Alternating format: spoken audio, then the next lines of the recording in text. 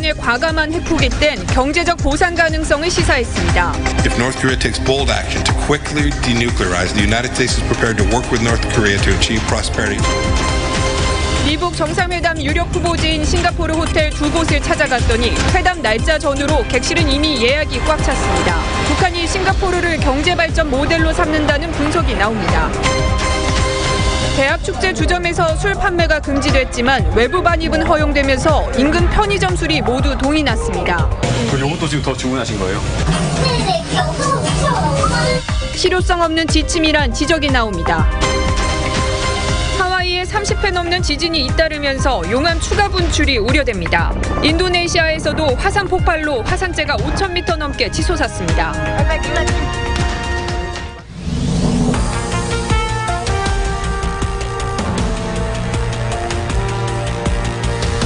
시청자 여러분 안녕하십니까? 주말 뉴스 7 시작합니다. 역사적 미북 정상회담을 앞둔 시점에 트럼프 행정부가 비핵화를 전제로 북한의 경제적 보상을 시사를 했습니다. 폼페이오 미 국무장관은 비핵화를 하면 한국과 같은 수준의 번영을 달성토록 협력하겠다고 했습니다. 두 차례나 언급한 이 번영이라는 단어, 제재 완화는 물론 북한 경제 재건을 약속한 것이란 해석이 나옵니다. 오늘 뉴스7은 폼페이오 장관이 북한 김정은 위원장과 과연 어느 정도 깊게 이 비핵화 로드맵을 논의를 한 건지, 과거 비핵화 합의보다 어느 정도 이 빠른 속도로 진행이 될 건지 집중해서 살펴보겠습니다. 자, 먼저 폼페이오 국무장관이 발언 소식으로 시작을 하겠습니다. 이태형 기자입니다. 폼페이오 미 국무장관이 강경화 외교부 장관과의 공동 기자회견에서 북한 비핵화를 전제로 한 경제적 지원을 언급했습니다. If North Korea takes bold action to quickly denuclearize, the United States is prepared to work with North Korea to achieve prosperity on the par with our South Korean friends. 한국을 도왔던 미국의 역사까지 언급하면서 북한이 올바른 길을 선택하라고 주문했습니다. If Chairman Kim chooses the right path, there is a future brimming with peace and prosperity for the North Korean people. America's track record of support for the Korean people is second to none. 월스트리트 저널은 북한이 핵무기를 폐기한다면 경제적 번영을 돕겠다고 미국이 약속한 것이라고 보도했습니다. 일관되게 최대 압박을 견제해오던 트럼프 행정부가 공개적으로 경제 지원을 언급한 겁니다. 이를 두고 지난 9일 방북한 폼페이오 장관이 김정은 위원장과 비핵화를 전제로 한 체제 보장과 대북 제재 완화, 그리고 경제 지원을 사전 조율한 것 아니냐는 관측이 나옵니다.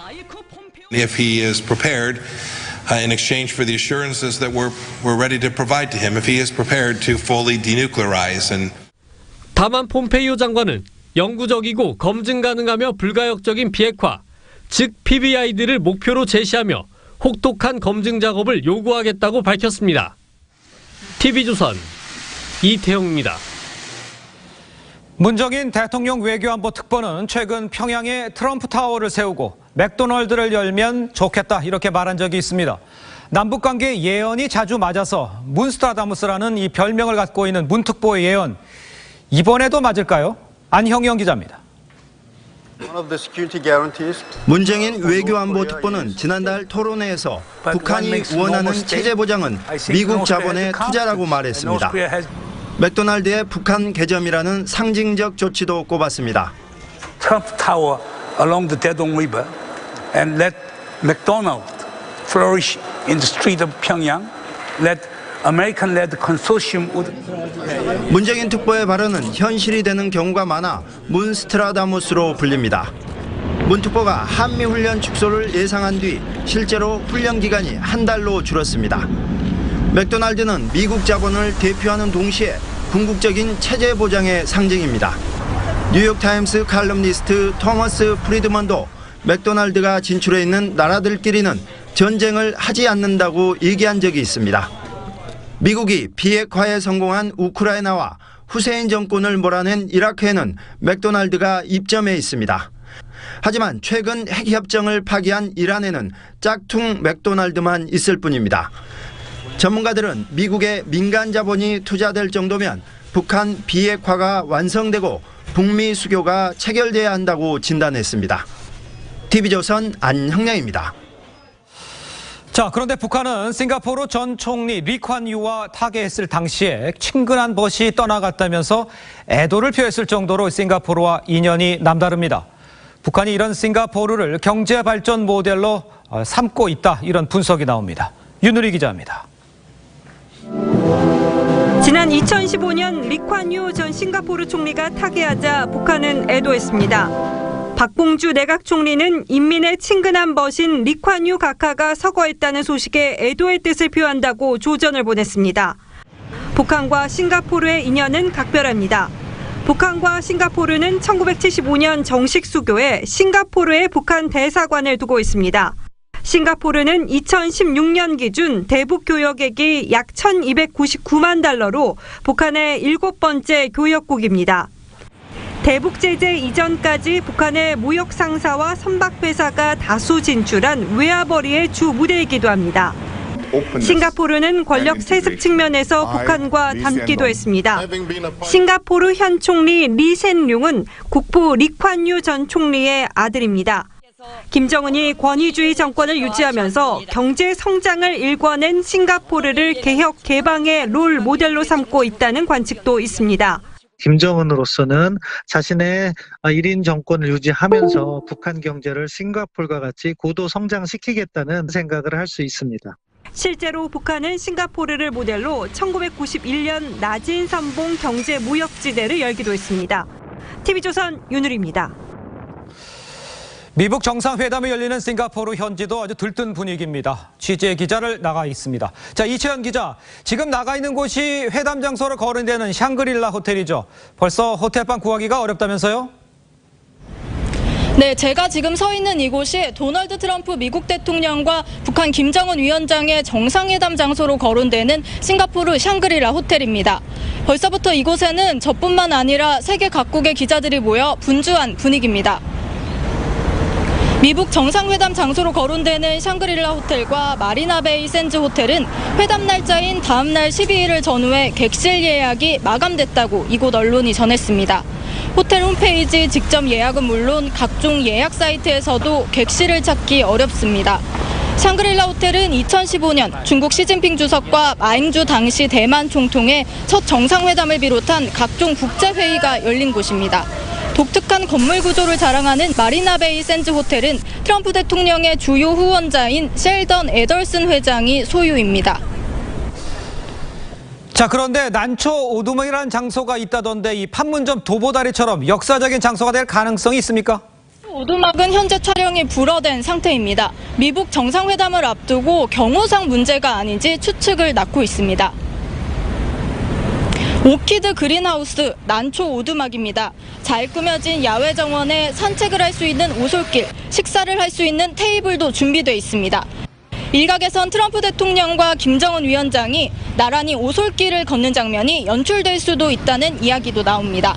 판문점 도보다리 대화나 중국 다롄 해변 산책과 같은 극적인 효과를 줄 수 있다는 기대 때문입니다. 하지만 호텔 관계자들은 정상회담과 관련한 각종 질문에 말을 아끼고 있습니다. 지금까지 싱가포르 샹그릴라 호텔에서 TV조선 이채연입니다. 트럼프 대통령과 김정은 위원장의 정상회담에 양측에서 누가 배석할지도 관심입니다. 북한 김영철과 폼페이오 미 국무장관이 1순위로 꼽히는 가운데 김여정의 참석 여부도 주목됩니다. 최지원 기자가 짚어봤습니다. 미북 정상회담 때 북측의 김영철 노동당 부위원장과 폼페이오 미 국무장관은 반드시 배석할 것으로 점쳐집니다. 폼페이오는 두 차례 방북에서 핵심 의제인 비핵화를 물밑 조율했고 김영철은 남북, 북중 회담에서 줄곧 김정은 옆을 지켰습니다. 두 사람 모두 군 출신이자 핵 전문가입니다. 존 볼턴 백악관 국가안보보좌관과 리용호 외무상도 마주 앉을 가능성이 큽니다. 대표적 강경파인 볼턴은 북한의 살라미 협상 전략을 차단할 적임자로 꼽힙니다. 미국통 리용호는 폼페이오 공항 영접에 동행하는 등 대미 업무를 전담해왔습니다. 대미라인 투톱인 리수용 노동당 부위원장도 유력 후보입니다. 남은 한 자리에는 트럼프 행정부의 돈줄을 쥐고 있는 스티븐 무누신 재무장관 가능성이 나옵니다. 비핵화의 대가로 금융제재 완화 등 경제적 지원을 논의하는 역할입니다. 김정은의 비서실장격인 김여정이 배석해 김씨 일가의 예민한 자금 문제 등을 언급할 수도 있지만 북중 회담 때처럼 협상 테이블에선 제외될 가능성도 있습니다. TV조선 최지원입니다. 백악관 실세로 꼽히는 트럼프의 맏딸 이방카의 싱가포르 방문 여부도 관심입니다. 김여정과 이방카 이 두 사람 모두 평창 올림픽을 찾았지만 만남이 성사되진 않았었죠. 이번에는 가능할까요? 김지수 기자가 보도합니다. 트럼프 대통령의 맏딸 이방카 백악관 선임 고문. 트럼프 대통령 방일에 앞서 일본을 찾아 아베 총리와 함께 국제 행사에 나설 만큼 최고 실세로 통합니다. Our workplaces and our public policies must mirror our values, work and family. 북한의 이방카로 불리는 김여정. 김정은의 두 번째 방중 땐 시진핑과 스스럼 없이 대화를 나눴고 환담 자리에선 유일하게 배석한 김정은의 그림자 수행원입니다. 흠모의 감정이 뜨겁게 흐르는 속에 중요한 담화가 진행됐습니다. 지난 6월 평창 올림픽 두 사람의 조우 가능성이 제기됐지만 김여정은 개막식에, 이방카는 폐막식에 참석했습니다. Reaffirm our commitment to our maximum pressure campaign to ensure that the Korean Peninsula is denuclearized. 한 달 앞으로 다가온 싱가포르 미북 회담. 외교 전선에 전면적으로 나선 김여정과 백악관 최측근 실세 이방카. 두 혈육 실세의 만남이 성사될지도 또 다른 관전 포인트입니다. TV조선 김지수입니다. 북한이 자주 통일 투쟁을 위해서 총분기하자는 내용의 전국민 호소문을 노동신문에 게재를 했습니다. 일종의 공개 지령인 셈인데 미군의 전략자산과 한미 연합훈련을 반대하고 보수 세력을 괴멸시켜야 한다는 내용이 담겨 있습니다. 백대호 기자입니다. 북한 노동신문이 반제민족 민주전선 중앙위원회가 서울 반론엔 전국민에게 보내는 호소문을 옮겨 실었습니다. 반제민족 민주전선은 월북자를 중심으로 민족해방 민중민주주의 혁명을 지향하는 단체로 중요 시점마다 서울 지부 명의로 성명을 내곤 합니다. 호소문은 자주 통일을 강조하면서 외세는 통일 방해자, 외세 의존을 철저히 배격하자고 주장했습니다. 군사적 도발이나 전략 자산의 무분별한 전개, 전쟁 연습을 절대로 용납치 말자고도 했습니다. 북한 반제면전의 호소문은 북한의 속내가 바로 반미자주, 반보수 투쟁이 있다는 것을 명확히 보여주고 있습니다. 북한의 이런 속내는 대외 선전 방송 우리 민족끼리 TV를 통해 더욱 구체화했습니다.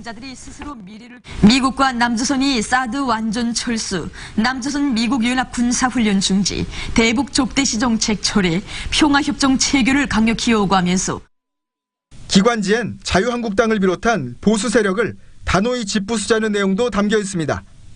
TV조선 백대호입니다.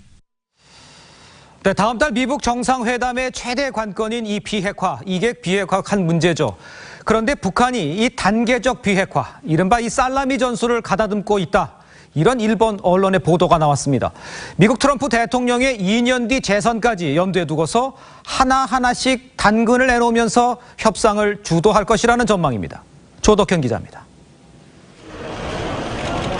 지난해 6월 5번째 북한을 찾은 미국 유명 프로농구 선수 데니스 로드먼.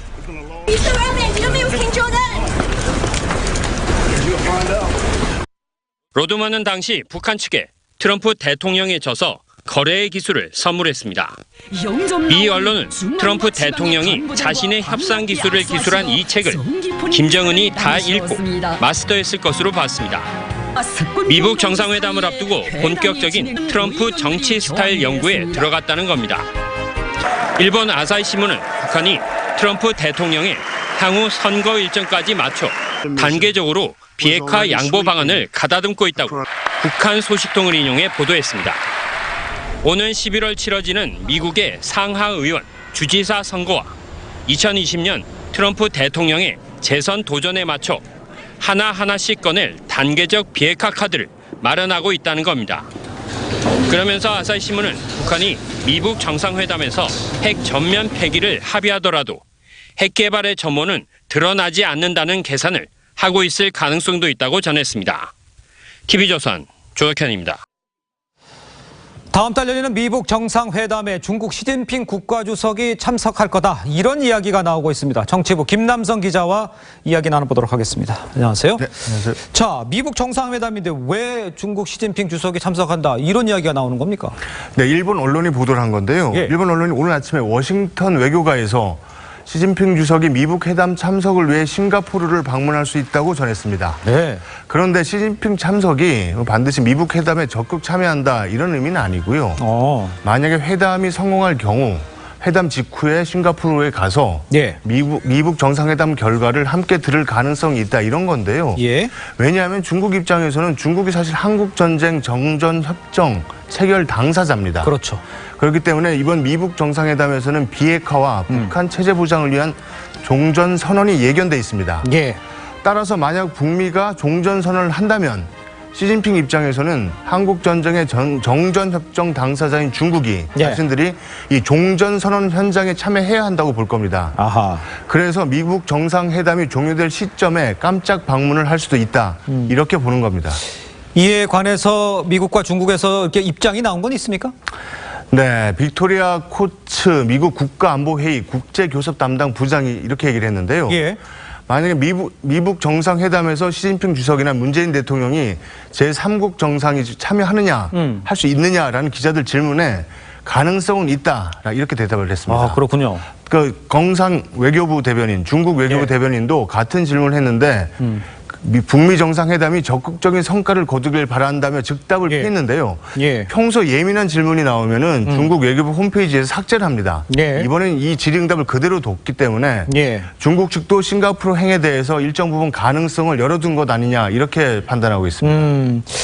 그런데 이제 우리들이 알고 있는 것은 이제 트럼프 대통령은 자신이 중심이 되고 주인공이 되어야 되는 것으로 지금 이제 우리들이 알고 있는데 중국이 참여하는 거를 이거 받아들일까요? 그 어차피 미북 정상회담 이 주체는 뭐 북한도 있지만 궁극적으로는 미국입니다. 그렇죠. 미국이 키를 들고 있는 건데요. 그렇습니다. 이 키를 들고 있는 미북 정상회담을 성공시켜서 거기다 시진핑까지 와가지고 전 세계가 지켜보는 가운데 만약에 종전선언을 한다. 이렇게 되면 슈퍼파워 미국의 어떤 위상 입지는 더더욱 과시할 수 있는 겁니다. 또 우리가 잘 알다시피 트럼프 대통령이 얼마나 쇼맨십에 능통하고 주목받기를 좋아합니까? 그렇습니다. 이런 트럼프 대통령의 기질상 시진핑의 방문을 환영할 수도 있을 겁니다. 아, 그렇군요. 그렇다면 만약에 이런 일이 벌어진다면 정작 당사자인 대한민국, 우리가 좀 소외되는 이런 상황은 아닙니까? 네, 일단 싱가포르에서 만약에 3국만 모여가지고 종전선언을 하는 모양새가 연출이 된다면은 그런 지적이 나올 수도 있습니다. 하지만 종전선언을 구체화하고 궁극적으로 평화협정을 맺기 위해서는 반드시 우리가 참여해야 됩니다. 그렇죠. 따라서 우리 문재인 정부도 미북 정상회담 후에 남북미 세 나라 정상이 만나는 방안을 적극 추진하고 있는 건데요. 문 대통령이 지난달 28일이죠. 남북 정상회담이 끝난 다음 날인데 트럼프 대통령과 통화를 할 때 남북미 회담 개최의 필요성을 언급했습니다. 트럼프 대통령도 완전히 공감한 건 아니지만 관심을 표한다고 얘기를 했고요. 알겠습니다. 지금까지 정치부 김남성 차장이었습니다. 수고했습니다. 자, 기억을 하시겠지만 2년 전에 중국을 집단 탈출한 이 북한 식당 종업원 13명을 두고 이 청와대와 정부 입장이 지금 오락가락하고 있고 또 아주 모호합니다. 기획 탈북 논란을 부채질하면서 북송 가능성까지 거론이 됩니다. 김정우 기자입니다. 정부는 탈북 종업원 13명이 자유의사로 한국에 왔다는 입장이었습니다. 해외 식당 종업원은 자유의사에 따라 입국을 하였고 우리 국민을 북송할 근거는 없습니다. 하지만 국정원의 기획으로 탈북했다는 일부 종업원들과 지배인의 인터뷰 내용이 보도되자 입장이 바뀌었습니다. 입국 경위, 자유의사 등에 대한 지배인과 일부 종업원의 새로운 주장이 있습니다. 그래서 사실관계 확인 필요성이 있다는 말씀. 그동안 종업원들이 면담에 응하지 않아 사실관계 파악에 한계가 있었다고 설명했습니다. 북송 가능성 질문엔 모호하게 답변했습니다. 방송과 관련해서 여러 가지 내용들이 있습니다. 그런 부분들을 저희가 면밀히 검토하고 있다는 말. 청와대 관계자는 탈북 종업원들과 억류 국민 6명의 교환 가능성에 대해 진전이 되면 말하겠다고 했습니다. 북한은 지난 1월 남북 고위급 회담 당시 이산가족 상봉 조건으로 종업원 송환을 주장한 바 있습니다. 청와대 청원 게시판엔 진상규명을 요구하거나 북송을 반대하는 게시글이 올라오고 있습니다. 오락가락하는 정부 입장이 논란을 부채질하고 있습니다. TV조선 김정호입니다. 이번엔 댓글 조작 사건 소식입니다. 주범 드루킹이 운영하고 있는 경공모에 경찰 등 공무원 회원 수십 명이 존재하는 것으로 확인돼 경찰이 이들에 대한 소환 조사를 시작했습니다. 또 핵심 회원으로부터 대선 전에도 매크로를 썼다는 진술을 얻어낸 것으로 알려졌습니다. 차선우 기자가 보도합니다. 경공모 회원 명부에서 확인된 공무원 수십 명은 참고인 신분으로 경찰에 소환되고 있습니다. 경찰을 비롯해 중앙공무원에서 지방공무원까지 있는 것으로 알려졌습니다. 경찰은 주말에도 관련자를 대상으로 댓글 조작에 가담했는지 조사하고 있습니다.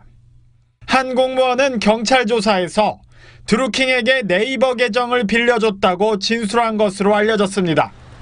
어제도 13시간 조사를 받은 드루킹 김모 씨는 질문에 적극적으로 답했지만 혐의 인정보다는 해명과 부인 쪽의 진술의 비중이 높았던 것으로 전해졌습니다. 오늘 새벽 구치소로 돌아가면서도 굳게 입을 닫았습니다. 대선 전에도 댓글 작업하신 적 없으세요? 한편 경찰은 지난 2일 입수한 촛보 김모 씨의 USB에서 경공모 핵심 회원인 서유기 박모 씨가 대선 전부터 기록한 댓글 조작 활동 일지를 발견했습니다. 경찰은 이를 바탕으로 박 씨를 추궁해 대선 전에 매크로를 사용해 댓글 조작을 벌였다는 진술을 확보한 것으로 알려졌습니다. TV조선 차순우입니다. 다음 주 화요일이 스승의 날입니다. 그런데 감사의 마음을 전하는 꽃 한 송이조차 부정청탁이 될 수 있다 보니 차라리 휴업하고 조용히 넘기려는 학교들이 속출하고 있습니다. 윤혜웅 기자가 취재했습니다. 서울의 이 중학교는 작년에 이어 올해도 스승의 날인 15일 휴업합니다. 그 스승의 날이라기보단 그냥 쉬는 날처럼 느껴져요. 선생님과 단절된 데 따른 아쉬움도 큽니다. 선생님들 만나 뵙고 이렇게 마음을 나누고 그럴 기회가 있었으면 좋겠는데 이런 점이 아쉽긴 해요. 서울에서만 8개 학교가 스승의 날 휴업을 결정했습니다. 감사의 마음을 전하는 꽃 한 송이조차도 부정청탁이 될 수 있어 아예 스승과 제자를 갈라놓기로 한 겁니다. 스승의 날 학생 대표 등이 공개적으로 선생님한테 주는 카네이션 또는 꽃 그것만 지금 허용이 되는 걸로. 복잡하게 꼬인 규정도 차라리 만나지 말자는 선택을 유도합니다.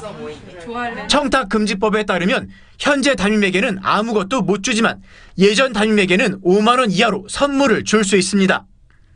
어린이집 원장에게는 못 주지만 보육교사에게는 줄 수 있고 기간제 교사는 법 적용을 받지만 방과 후 강사는 빠져 있습니다.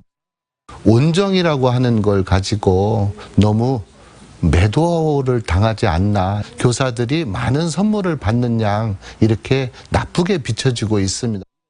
청와대에는 스승의 날을 폐지하자는 청원도 올라와 10,000명 넘는 동의를 받았습니다. TV조선 윤혜웅입니다. 대학 축제에서 빠지지 않는 게 주점이죠. 하지만 올해부턴 주점에서 술 판매를 하지 않기로 했습니다. 교육부가 각 대학의 주류 판매를 금지했기 때문인데요. 그런데 외부에서 사오는 술 반입은 허용하면서 실효성은 없고 논란만 키웠다는 지적입니다. 조정린 기자가 현장에 다녀왔습니다. 축제가 한창인 서울의 한 대학교입니다. 대학 축제하면 각과에서 이렇게 천막을 치고 주점을 마련해 친구 선수가 술잔을 기울이며 친목을 다졌죠. 그런데 올해 대학 축제부터는 그 풍경이 달라졌습니다. 현수막에 적혀있던 술 메뉴에 초록색 테이프가 붙었습니다. 술을 팔면 처벌을 받을 수 있다는 내용입니다.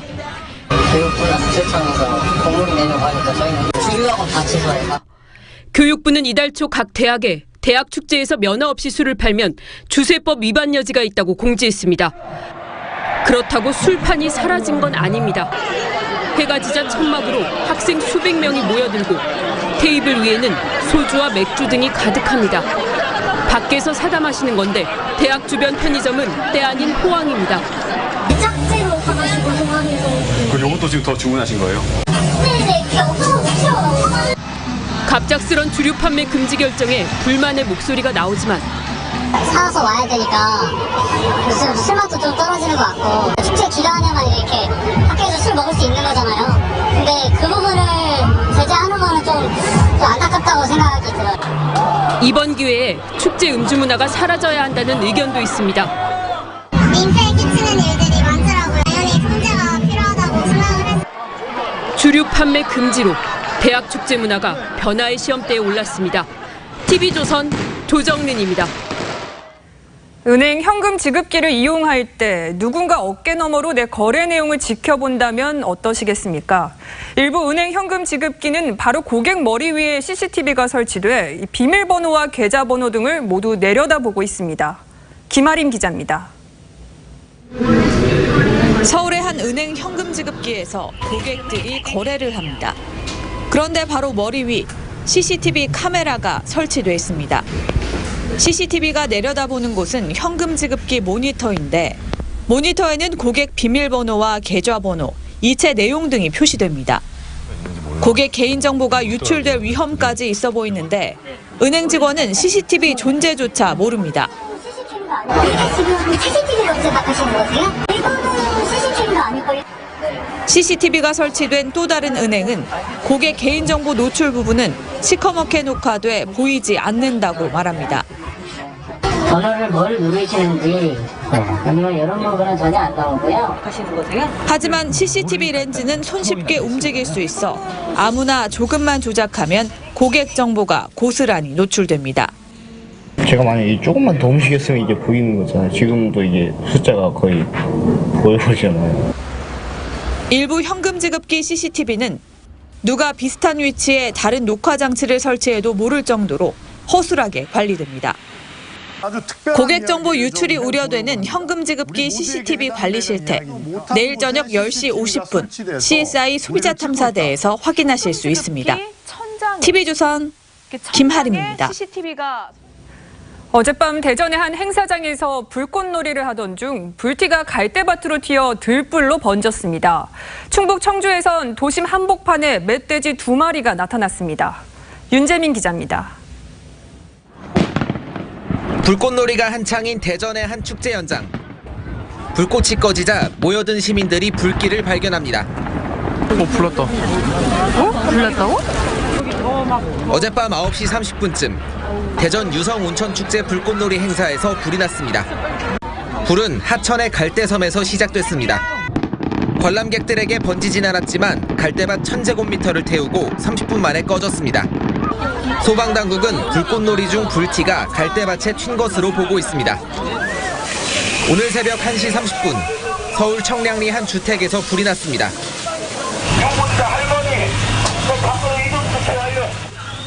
소방관들이 주민 3명을 구조했지만 70살 한 모 씨가 숨진 채 발견됐습니다. 경찰과 소방당국은 한 씨가 발견된 1층 거실 바닥에서 불이 난 것으로 보고 있습니다. 어젯밤 10시 45분쯤 충북 청주의 한 아파트 주차장에는 멧돼지 2마리가 나타났습니다. 신고를 받고 출동한 소방관들이 1시간여 만에 2마리를 모두 붙잡았습니다. 이 과정에서 소방관 김모 씨가 얼굴을 다쳤습니다. 오늘 낮 12시 30분 전북 김제에서 승용차가 중앙선을 넘어 트럭 2대와 잇따라 부딪혔습니다.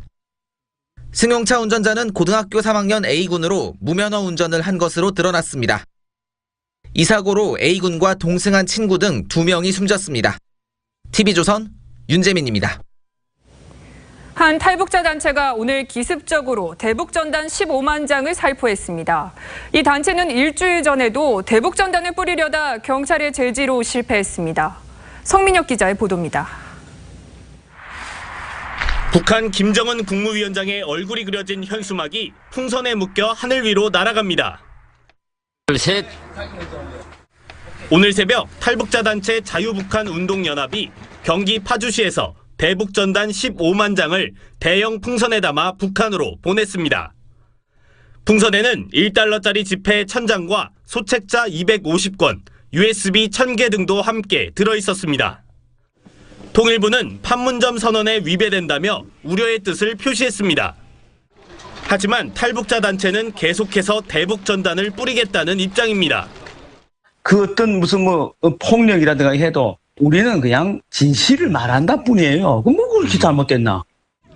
자유북한연합은 앞서 지난 5일 공개적으로 전단을 살포하려다 경찰과 반대 단체들의 저지로 실패했습니다. TV조선 성민혁입니다. 더불어민주당이 경기지사 후보로 경쟁자였던 이 전해철 의원이 한 팀이 되어서 이재명 경기지사 후보를 지원하자고 선언을 했습니다. 하지만 동시에 광화문에서는 이재명 후보를 찍느니 차라리 자유한국당 남경필 후보를 찍겠다는 집회가 벌어졌습니다. 논란이 가열됩니다. 주원진 기자입니다. 더불어민주당 경기지사 후보를 두고 경쟁했던 친문 전해철 의원이 이재명 선거 캠프 공동선대위원장을 맡았습니다. 제가 양기대 전 후보와 함께 상임선대위원장을 수락한 것은 단 하나의 이유입니다. 이번 6.13 지방선거에서 반드시 승리해야 된다. 전 의원은 해경군 김씨 선관위 조사 의뢰는 이재명 후보를 염두에 두고 한 게 아니라며 경선 불복 프레임이 안타깝다고 말했습니다. 푸른 옷을 맞춰 입은 민주당원들은 6.13 이제 이재명이 적힌 피켓을 들고 한 팀임을 강조했습니다. 추미애 대표도 공식 일정을 바꿔 결의대회에 나와 이재명을 믿어달라고 말했습니다. 우리 이재명 후보에 대해서 속 시원하게 지지하지 못하겠다 하는 분도 있습니다. 너무 돌직구잖아요. 매사에 또 참견하고 가만히 있지 않잖아요. 하지만 일부 친문 지지자들의 반발은 계속되고 있습니다. 해경군 김씨는 누구입니까? 이재명을 찍느니 차라리 자유한국당 남경필 후보를 찍겠다고 주장하기도 하고 친문 진영에 악의적 댓글을 달던 해경군 김씨에 대한 수사 요구도 계속되고 있습니다. 일부 지지자들은 이틀 연속 일간지에 해경군 김씨는 누구냐는 광고를 실었습니다. TV조선 주원진입니다. 네, 놓치면 아쉬운 더하기 뉴스 시간입니다. 오늘은 정치부 박지호 기자 나와 있습니다. 안녕하세요. 안녕하세요. 네, 반갑습니다. 더하기 뉴스 첫 번째 키워드 보겠습니다. 생중계 해달라. 최순실 씨가 그렇게 얘기했다는 얘기입니까? 네, 그렇습니다. 항소심 재판 중인 최순실 씨가 법원에 공판 생중계를 신청했습니다. 최 씨 측은 생중계를 통해 재판이 공정한지 어느 쪽 주장이 더 설득력 있고 타당한지 판단해달라는 취지라고 설명했습니다. 하지만 재판 과정을 생중계한 전례가 없어 생중계 신청이 받아들여질 가능성은 높지 않아 보입니다. 네. 일부에서는 생중계를 하자는 얘기도 있었던 모양인데 재판이 여론에 흔들려 공정성을 잃을 수 있다는 우려도 많았던 것으로 전해집니다. 좀 지켜보죠. 어떤 결과가 나올지. 네. 자, 두 번째 키워드 보겠습니다. 매일 야동의 엽기 동영상. 누가 이렇게 한다는 거예요? 그러니까 매일 음란 동영상을 보는 사람들이 있습니다. 또 엽기 동영상만 하루 종일 보고 있는 사람들이 있습니다. 그래요? 네, 한 사무실 영상입니다. 그 사무실 안에 모니터를 보는 사람들이 있는데 모니터 영상 속에 그 영상 내용이 심상치가 않습니다. 노골적인 성묘사 등이 담겨 있죠. 이 대놓고 사무실에서 야동을 보는 이 사람들은 방송통신심의위원회 통신심의국 모니터링 직원들입니다. 인터넷에 게시된 영상이 심의의 대상이 되거나 유해한지 판단해 차단하거나 삭제하는 역할 등을 합니다. 음란 영상, 폭력 영상, 잔혹, 혐오물 등이 그 대상입니다. 1년에 한 10만 건 정도를 처리를 하는데 한 사람이 하루에 100건의 영상을 보는 경우도 있다고 합니다. 그래요. 음란물 이렇게 규정하고 끝나는 것도 아닙니다. 내용까지 다 파악을 해야 합니다. 그래서 어렵다고 합니다. 일부 철없는 사람들이 야동 보는 게 직업이니 좋겠다 이렇게 말을 한다고 하는데 모르는 말이다라는 게 이들의 입장입니다. 결코 쉬운 일이 아닙니다. 그렇죠. 하루 종일 음란 영상을 보고 나면 우울증이나 대인 기피증이 오고 잔혹물을 처리하는 부서 사람들은 밥을 먹기도 힘들 정도로 머릿속에 잔상이 남아있다고 합니다. 사명감이 없으면 하기 힘든 일입니다. 그렇습니다. 직원들이 느끼는 감정은 즐거움보다는 아무튼 좀 이런 것들이 좀 많이 없어져서 인터넷에서 아무래도 청소년들이나 아니면 이런 좀 불건전한 정보들이 좀 없어져서 청소년들이 좀 보호하는데 역할이 됐으면 좋겠다. 네, 방송통신심의위원회는 이렇게 극한 업무를 처리하는 직원들을 위해서 심리상담센터를 사무처에 설치하고 직원들의 정신건강을 위해 나섰습니다. 정신건강도 좀 챙겨야 될 것 같네요. 자, 마지막 키워드 보겠습니다. 흉기 들고 집단 폭행, 어떤 내용입니까? 네, 제주도에서 자동차 경적 소리에 항의한 우리나라 사람을 흉기로 위협하고 폭행한 중국인들이 붙잡혔습니다. 합법적으로 체류하고 있는 20대 남성들인데요. 오늘 새벽에 이들 중에 한 명이 제주시청 부근에서 차를 타고 가다가 차도를 걷던 한국인에게 경적을 울린 모양입니다. 그랬더니 이 한국인이 항의를 했는데 그러다 싸움이 났습니다. 이 중국인이 친구들을 부르고 또 친구들이 흉기를 가져오고 그러면서 싸움이 커졌습니다. 결국 이 사람들 신고를 받고 출동한 경찰에 의해 모두 붙잡혔는데 경찰은 이들에 대해 영장을 검토하고 있습니다. 그렇군요. 지금까지 정치부 박지호 기자였습니다. 수고했습니다. 화산이 폭발했던 미국 하와이 섬에 30회가 넘는 지진이 잇따르면서 용암 추가 분출이 우려되고 있습니다. 인도네시아에서도 화산이 폭발해 화산재가 5,000m 넘게 치솟았습니다. 최윤정 기자입니다. 미국 하와이 섬. 갈라진 도로 틈새로 시뻘건 용암이 튀어오릅니다. 용암이 휩쓸고 지나간 자리가 까맣게 변해 뿌연 연기만 솟아오릅니다. 현지 시각 10일 오후부터 12시간 동안 킬라우에아 화산 주변에 지진이 30여 차례 발생했습니다. 최고 규모 3.2의 약한 지진이지만 또다시 용암이 분출될 가능성이 높습니다. When that happens, we could have a very explosive steam eruption here at the summit, which could send a shower of rock and ash. 지난주 화산 폭발로 하와이 섬에서는 주민 1,800여 명과 관광객 2,000여 명이 대피하고 건물 36동이 파괴된 상태. 미 지질조사국은 마그마가 주택가 집안 밑으로 흘러내렸을 수 있다면서 용암이 더 흘러나올 수 있다고 경고했습니다. 인도네시아 자바섬 무라피 화산도 현지 시각 11일 폭발했습니다. 화산재가 5,500m 높이까지 치솟았고 25km 떨어진 요갸카트라 시내까지 날아갔습니다.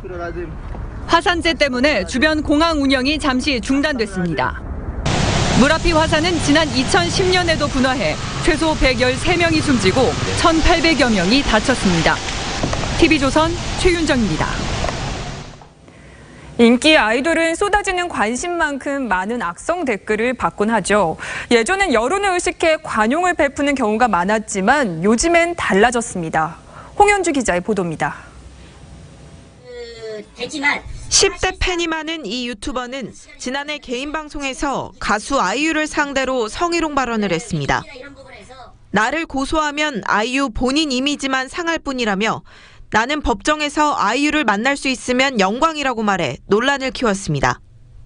저는 원체 이런 성드립을 많이 하고 이런 쪽에 장난을 많이 치는 사람이에요. 아이유 측은 해당 유튜버를 명예훼손으로 고소했고 최근에도 팬카페를 통해 악성 댓글에 대한 지속적인 모니터링과 법적 절차를 진행하고 있다고 밝혔습니다.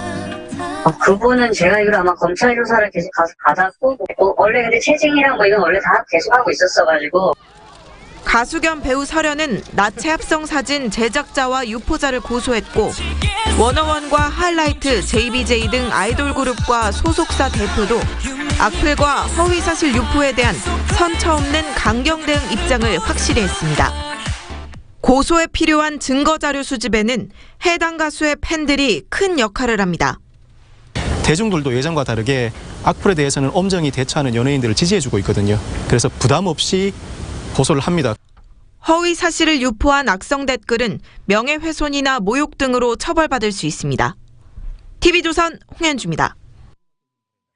러시아 월드컵 최종 명단이 이틀 뒤에 발표됩니다. 염기훈 등 부상 선수가 속출하면서 이청용과 지동원의 발탁 여부가 큰 관심을 모으고 있습니다. 박상준 기자입니다. 월드컵에 나설 23명 가운데 아직까지 수면 위로 확연하게 모습을 드러내지 않은 선수는 대여섯 명. 베테랑 미드필더 염기훈이 갈비뼈 골절 부상으로 대표팀에서 이탈하는 등 선수들의 부상 때문에 신태용 감독은 고심 중입니다. 공격수는 손흥민, 황희찬 등 4명으로 압축된 상황. 기성용, 권창훈, 이재성 등으로 꾸려질 중원에서 이들을 도와줄 좌우 측면 미드필더가 부족합니다. 잉글랜드 크리스탈 팰리스 소속의 이청용과 독일 2부 리그 다름슈타트의 지동원이 대안으로 거론되고 있습니다. 하지만 이들은 뜨거운 감자입니다. 이청용은 2번의 월드컵 출전 경험을 가진 측면과 중앙 미드필더를 모두 소화할 수 있는 베테랑이지만 실전 경기 감각이 부족하고, 지동원은 지난 7일 소속팀 경기에서 골을 넣는 등 꾸준히 실전 감각을 유지하고 있지만 대표팀에서만은 줄곧 부진했습니다.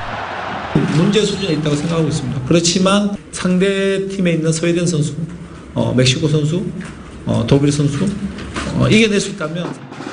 현재 김민재, 김진수 등 주전 수비수들도 부상 중이어서 이들의 발탁 여부도 불투명합니다. 최종 명단 발표는 모레.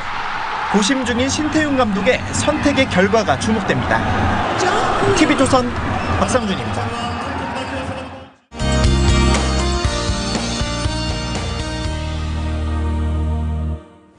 네, 전국적으로 약한 비가 계속되고 있습니다. 수도권은 밤사이에 대부분 그치겠지만 이외의 지역은 내일 아침까지 비가 계속될 텐데요. 특히 남해안과 제주에 비가 조금 더 집중됩니다. 앞으로 20에서 50mm가량이 더 내리겠고, 충청과 남부 지역 10에서 30mm, 수도권과 강원 지역도 5에서 10mm의 비가 예상됩니다. 이 비가 그치고 내일 오후부터는 차츰 구름이 개겠고요. 구름 사이로 햇빛이 비치면서 낮 기온도 크게 오릅니다. 내일 서울의 낮 기온 23도, 대구 등 남부지방도 26도까지 오르면서 예년 이맘때의 봄 날씨를 되찾겠습니다. 우선 내일 아침 기온은 서울이 13도, 강릉 14도, 울산 18도로 오늘보다 조금 높겠고요. 낮 최고 기온은 서울 23도, 청주와 대전 24도, 울산과 창원 25도 등 오늘보다 6에서 9도가량 높겠습니다. 다음 주 초에는 낮 기온이 28도까지 오르는 등 초여름 날씨를 보이겠습니다. 날씨였습니다. 한반도에 정말 봄이 올 것 같은 이 기대가 있지만 살얼음판 같은 게 현실입니다. 미북 간 담판은 이제 한 달, 앞서 한미 정상회동은 열흘 남았습니다. 디테일에 숨어있는 악마는 없는지 꼼꼼히 대비하고 관리하는 게 지금 어느 때보다 중요합니다. 이상으로 TV조선 뉴스7 마칩니다. 네, 저희는 내일 다시 찾아뵙겠습니다. 시청해주신 여러분 고맙습니다.